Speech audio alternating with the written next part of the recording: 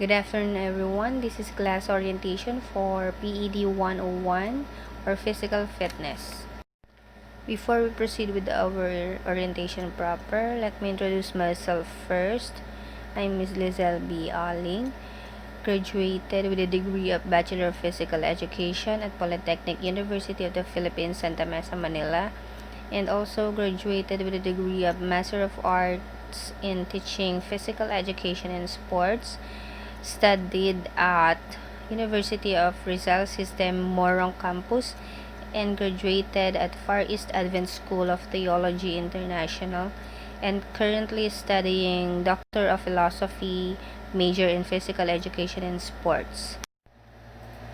In this PED 101 or physical fitness, we have these topics: the fundamental body movements, the locomotor, the non-locomotor movements, together with the manipulative movements, followed by basic nutrition, core exercises, lower body exercises, and workout routine. We're going to use the synchronous online class. When we say asynchronous, you are allowed to do your tasks or activities whenever you want, as long as you submit all those activities on or before the scheduled date and time of submission. Now we're going to use Facebook and Google as our platform for this online class. So sa Facebook, we have Messenger and Facebook group. Sa Messenger, ginamit na natin siya for our group chat. Dahil ginadre ko kayo as one para at least mas madali ang pag-disseminate ng information or instructions and announcements.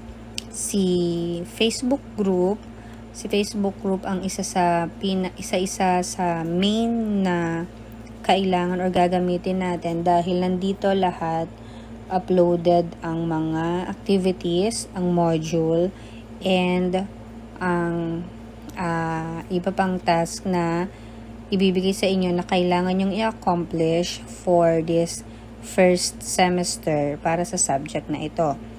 And then, we have this Google Classroom. When we say Google Classroom kasi, gagamitin naman natin siya for submission.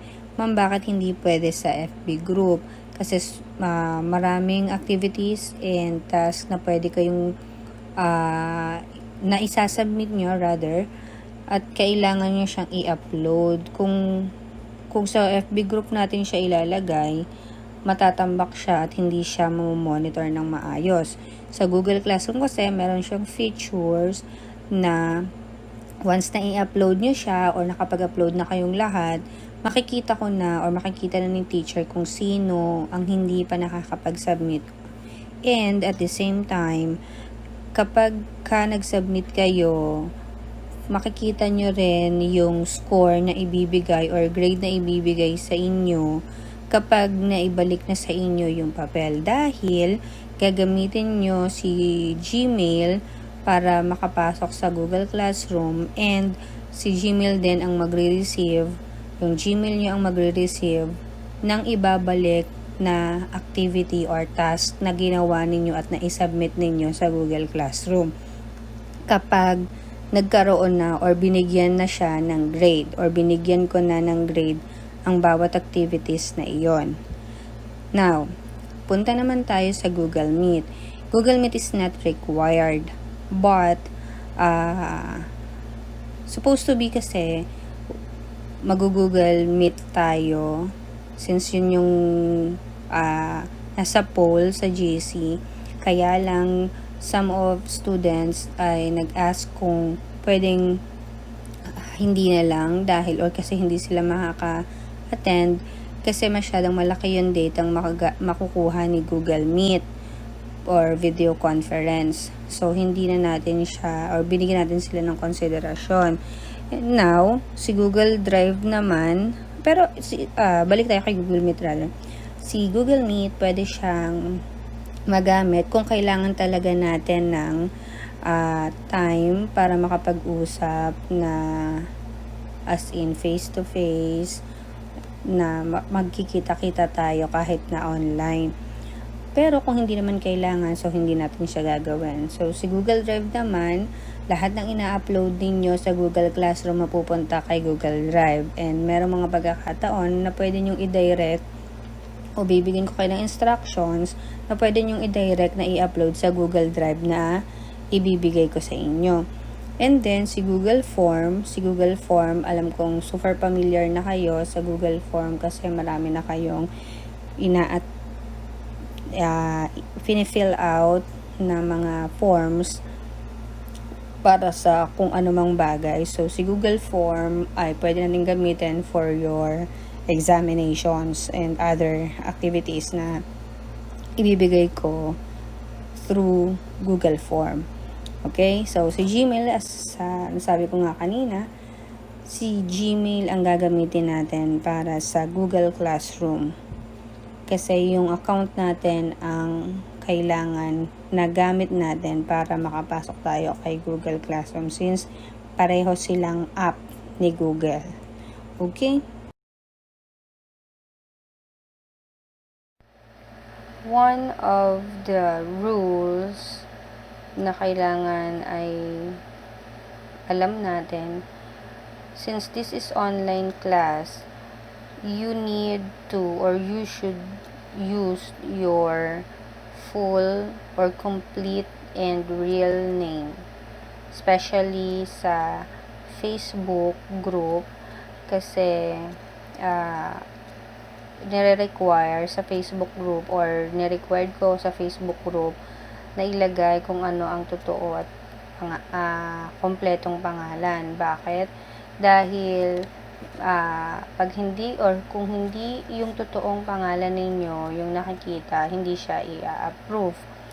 And at the same time, para hindi magkaroon ng problema lalo na sa pagbibigay ng grades.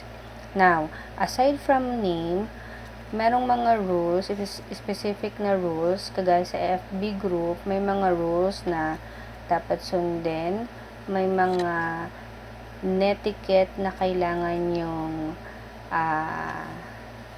intindihin, at may mga bagay na kailangan ay aware kayo, lalo na kung kayo ay gagawa or magsasubmit at gagamit ng mga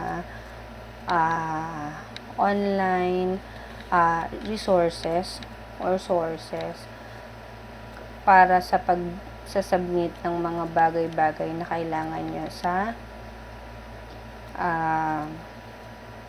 subject nyo, o hindi lang sa PE, pwede rin naman sa ibang subject. So, you have to be aware of the rules na nagkikater or meron sa bawat platform na ginagamit natin or platform na gagamitin natin, kagaya ng Facebook group. Sa Messenger naman, isa sa mga rule na lagi kong sinasabi, lalo na kung online class, ay ang respect, and you are not allowed to talk or to have this conversation in GC kung hindi naman yun or wala yung kinalaman sa subject or pinag-uusapan natin. And kung hindi ko kayo i-mention sa group, hindi ka na lang dapat magsasalita. You can react, you may use the emoticons or whatever na pwedeng i-react doon, but you are not allowed unless tinawag or mention kita sa GC. And then sa Google group sa Google Classroom naman, so mabilis lang naman siya, kagaya na nabanggit ko kanina. Sa Google Classroom, ang isa lang dun sa rule ko ay yung paggamit ng Gmail account, since hindi naman kayo makakapasok kung hindi naman Gmail account ang gamit nyo. And ang alam ko, Gmail account ang pinapagamit sa inyo ng PLMAR. And then, isa pa sa ilang mga rules na dapat ay alam ninyo. Actually, marami siya, so pwede naman nyo.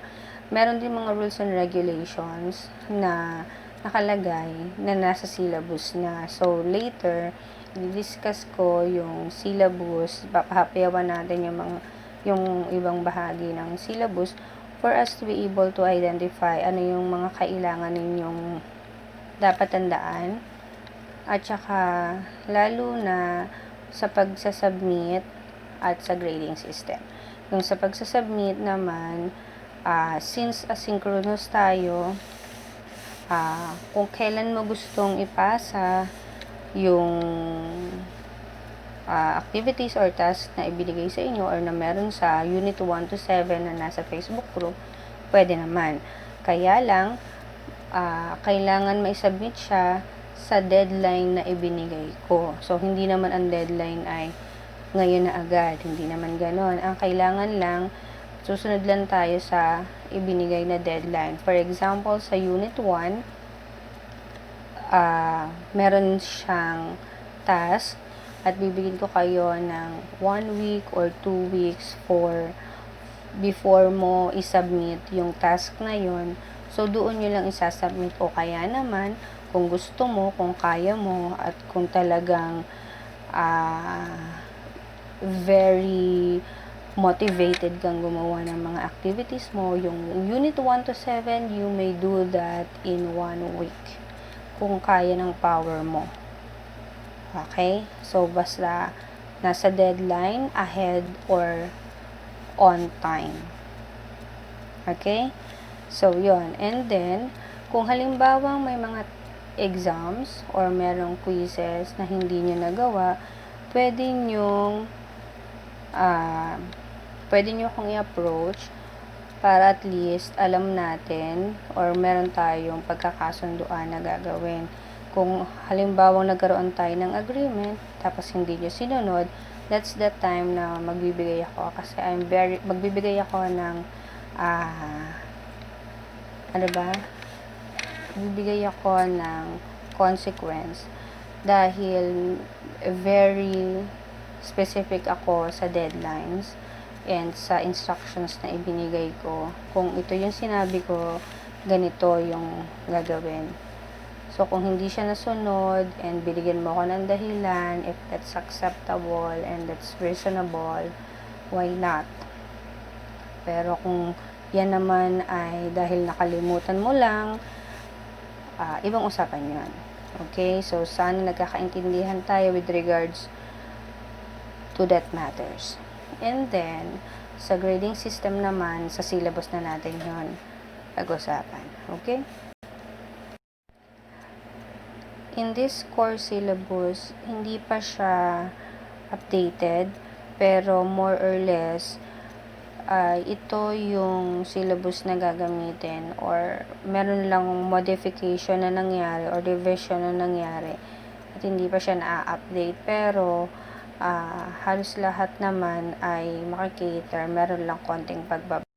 And create your own aerobic and strength exercises or perform different exercises under fitness components. So, possible na makikater lahat yan and magkakaroon pa ng addition. And para lang meron kayong idea, so at the end of this, before mag-end yung semester, magkakaroon kayo ng ilang mga task or meron kayong mga task na gagawin or activities na gagawin na kakailanganin nyo yung bodily movement talaga, since ito ay physical education naman or physical fitness. So, gagawa kayo ng sarili nyong workout routine, gagawa kayo ng mga movements na may kinalaman sa development or pag-develop ng bawat parts ng katawan, like the core, yung lower body, etc. etc. So, yun. So, possible na encounter nyo siya, or definitely may encounter nyo siya this semester. Now, we have the topics na discuss ko na siya kanina or na pahapyawan ko na siya kanina. So, we have the introduction of the physical education, the locomotor, the foundation of body movements, the locomotor, the non-locomotor, basic nutrition, core body exercise, lower body exercises at home during the pandemic. So, ibig sabihin, mga bagay na pwede nyo gawin as your exercise or workout at home habang hindi kayo pwedeng lumabas ng inyong mga tahanan. Okay, so we have this evidence of learning. So, ang mga kailangan nyong gawin at the end of the semester, students may be asked to pass all the outputs on time, weekly nutrition plan, maybe reflection, and then plan activities like workout routine. Week 9 ninyo ay midterm, and then yung week 15 yun yung deadline ng submissions. But again, since this is a synchronous class, you can do the task whenever you want, as long as on or before the submission schedule pwede nang gawin or pwede nyo ipasa. Okay, so we have rubrics for activities. So we're going to check, I'm going to check the content, the organization, the efforts, and the relevance, kung yan ay activity. And then we have this rubric for reflection. So reflection or essay, so we're going to have, meron kasi tayong mga task na nasa Facebook group na you have to create your to create reflections and for discuss specific topic. And then so we have this course requirements. You are required to have this attendance, the performance activities, quizzes, and final outputs. So sa attendance, you have to visit regularly the site or the Facebook group and the Google Classroom. And performance activities, there will be outputs to be submitted online. So pag pinasa mo naman siya ahead, that's very good. So quizzes, sabi ko nga, yung kanina Google form, magagamit natin siya. And yung isa sa pinaka way natin para magkaroon ng quizzes or ng mga exams ay through Google form. So part siya nito. Then the final output, there will be a final output to be submitted on time in that said platform. No submission of final output, no final grade. The final output will be submitted through Google Classroom tayo. Okay? Kung hindi naman, pag-usapan natin. So, grading system. So, sa grading system, 50-50, midterm and final. So, midterms and final terms, or the finals, 50-50, attendance 30%, quizzes 20, output 50. So, malaki-laki ang output, kasama din ang performance. So, ang grading system natin, yung percentage ng midterm and final grades is only a sample na nandito. Pero, pwede naman siyang sundin. So, susundin natin siya kung hindi na magbabago yung, or hindi naman siya part ng na-revise or na-modify na core syllabus. So, ang grading system, kung kayo ay nasa 96 pataas, that is Plato 1. And then, makikita nyo naman, kung 93 to 95, 1 to 1.25, 1.5, 90 to 92, and so on and so forth.